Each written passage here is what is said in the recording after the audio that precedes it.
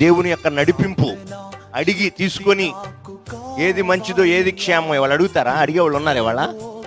Pastor గారికి ఏం తెలుసు, మాకు తెలిసినంత పాస్టర్ గారికి.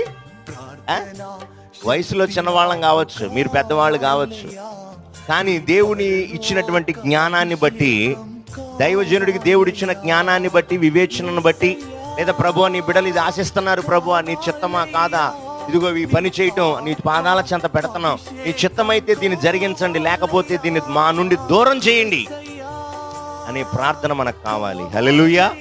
మనం ఏమనుకుంటాం, అమ్మో దూరం చేయటం ఏంటి, పాస్టర్ గారేంటి, శుభం పలకరా అంటే అసలు శుభమే జరగకూడదు అంటున్నాడు. అంటే దేవుని చిత్తం అయితేనే శుభం జరగాలి, అవునా కదా? అది దేవుని చిత్తం కాకుండా మనం ఏదో మన కళ్ళకి మన జీవితానికి ఇంపుగా ఉందని మనం పరిగెత్తితే నష్టపోతాం.